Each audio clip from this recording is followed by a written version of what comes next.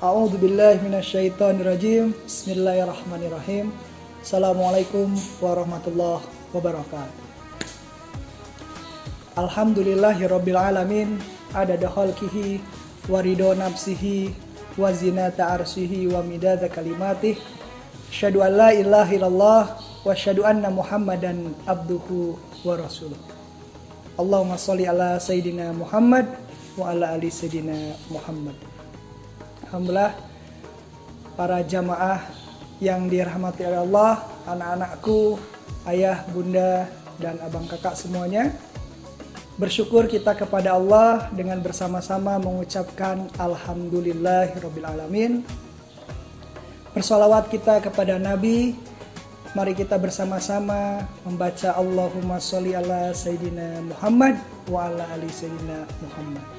Boleh pakai Sayyidina, nggak pakai Sayyidina juga boleh. Yang nggak boleh adalah yang nggak sholawat. Alhamdulillah para jamaah yang dirahmati oleh Allah. Insya Allah pada hari ini kita akan membahas seputar tentang birrul walidain, tentang berbakti kepada orang tua. Karena berbakti kepada orang tua itu derajatnya adalah lebih tinggi. Saya akan mengutip sebuah ayat Al-Quran, yaitu surat Al-Isra ayat 23. Wa qada rabbuka alla ta'budu illa iyyahu wa bil walidaini ihsana. Dan Tuhanmu telah memerintahkan supaya kamu jangan menyembah selain Dia, dan hendaklah kamu berbuat baik pada ibu bapakmu dengan sebaik-baiknya. Allah sudah berfirman bahwasannya kita harus berbuat baik kepada ibu ataupun bapak kita. Karena Rasulullah pun bersabda, ridallah fi ridal walidaini wa sakhata wa fi sakhata walidaini. Jadi keridoannya Allah itu terletak kepada ridhonya orang tua. Kalau kita ingin mendapatkan ridho Allah, maka berbaktilah kepada Allah. Jangan sampai membuat durhaka, ya. Ataupun ada hadis yang disebutkan oleh Abdullah Umar tentang ridho Allah terletak pada ridho orang tua yang tadi sudah saya sebutkan. Tapi saya di sini ingin bercerita tentang seorang tabi'in, ataupun tapi tidak disebut sahabat Rasul, karena sahabat Rasul adalah orang yang hidup di zaman Rasul, tetapi dia meninggal dengan keadaan Islam, begitupun dia menjumpai Rasulullah, jadi bertatap muka, itu sahabat. Tapi ada seorang tabi'in. Seorang tabi'in ini adalah yang mana seseorang yang hidup di zaman Rasul, tetapi dia tidak sempat bertemu dengan Rasulullah. Saya akan menggali ataupun bercerita tentang seseorang tabi'in ini. Ketika itu sebelum Rasulullah wafat, Rasulullah pernah berwasiat kepada Khalifah Abu Bakar. Wahai Abu Bakar, ataupun wahai Umar, apabila kamu bertemu dengan seseorang, yaitu yang bernama Uwais Al-Qarni, sampaikan salam saya kepada beliau dan mintalah doa kepada beliau. Akhirnya Abu Bakar dan Umar pun merasa kaget. Siapa Uwais Al-Qarni ini? Sampai Rasulullah menitipkan salam, dan apabila bertemu dengan orang itu, mintalah doa wahai Abu Bakar, wahai Umar. Akhirnya Rasulullah pun wafat. Dan musim haji pun datang, silih berganti. Ketika orang-orang Yaman, orang-orang Irak datang ke Madinah, datang ke Mekah, Abu Bakar pun bertanya-tanya, wahai para khalifah-khalifah, apakah ada di sini yang bernama Uwais Al-Qarni? Tidak ada. Bertahun-tahun di Madinah ataupun di Mekah, sampai Abu Bakar pun meninggal dunianya. Akhirnya diganti kekhalifahan dengan Khalifah Umar. Umar pun begitu. Dengan dengan lantangnya ketika para jamaah haji Wahai jamaah haji, apakah di sini ada yang bernamanya Uwais Al-Qarni? Tidak ada, sampai bertahun-tahun tidak ada. Akhirnya datanglah satu musim ketika para jamaah dari Yaman pergi haji, datang bergelomboran. Umar pun memanggil, wahai para jamaah haji, apakah di sini ada yang namanya Uwais Al-Qarni? Dan tidak disangka-sangka ada satu orang yang mengangkat tangan. Wahai Khalifah Umar, sayalah Uwais Al-Qarni.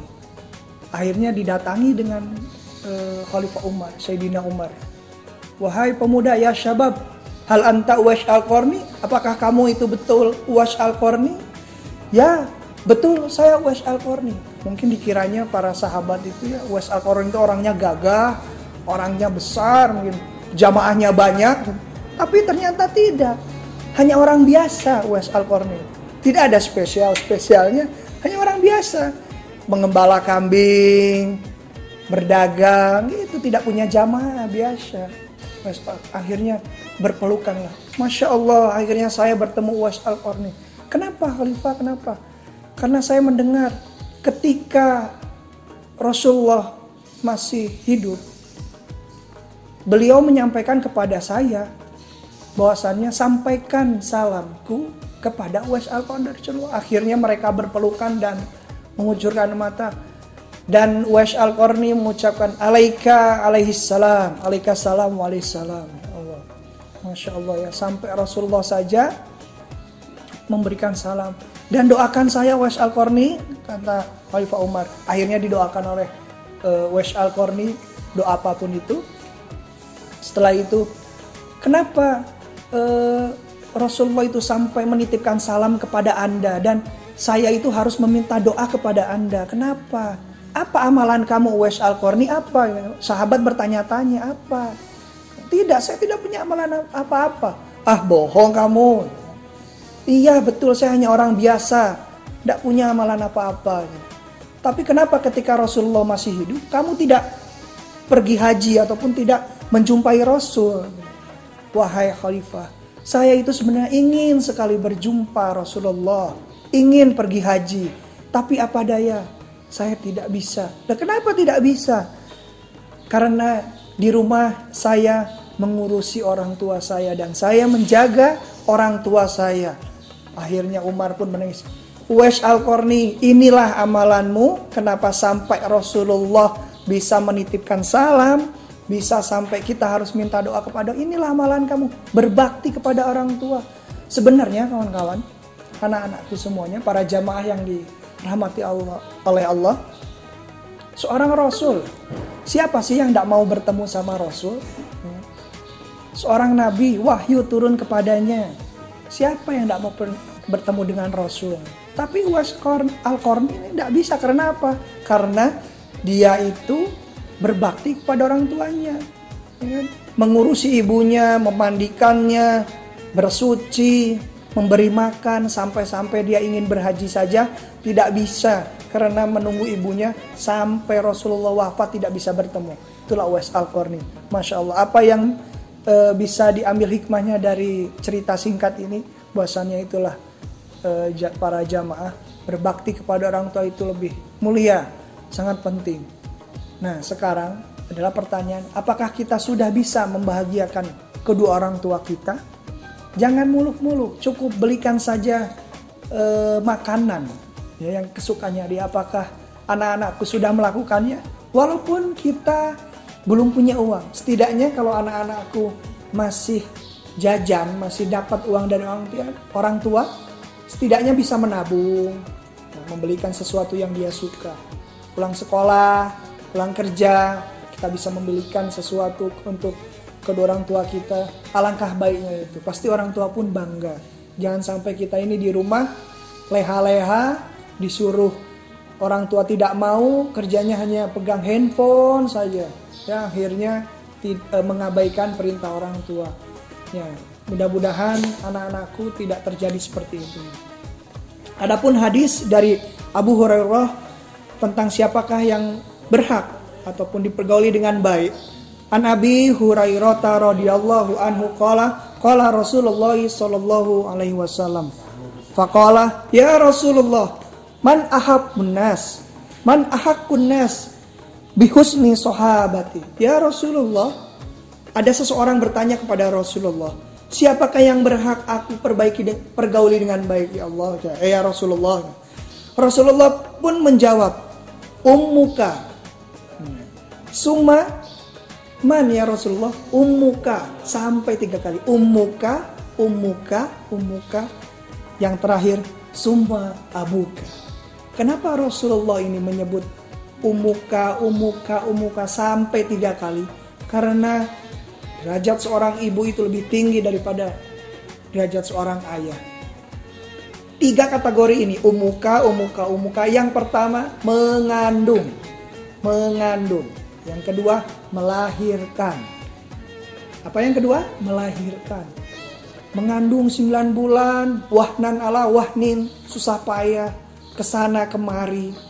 Setelah mengandung 9 bulan, yang kedua adalah melahirkan. Masya Allah, perjuangan melahirkan. Nilainya sama dengan jihad fisabilillah. Setelah melahirkan, menyusui. Anda disusui, Masya Allah, dari kecil minumnya ASI, belum boleh makan, belum apa, hanya di air susu ibu. Yang jadi 3 kategori, ummuka, ummuka, ummuka. Itu yang Rasulullah sebutkan. Ini Rasulullah yang bersabda, bukan saya. Rasulullah. Jadi itulah ya hikmahnya berbakti kepada orang tua. Nah, barang siapa yang berbakti kepada orang tua, barang siapa yang berbuat baik kepada orang tua, insya Allah Allah mudahkan urusan dunia dan akhirat. Pasti dijamin oleh Allah. Ya, jadi itulah cerita singkat ataupun hikmah yang bisa diambil dari birrul walidaini ini, berbakti kepada orang tua. Mudah-mudahan bermanfaat bagi kita semua, kepada jamaah ataupun anak-anakku, ayah bunda semuanya.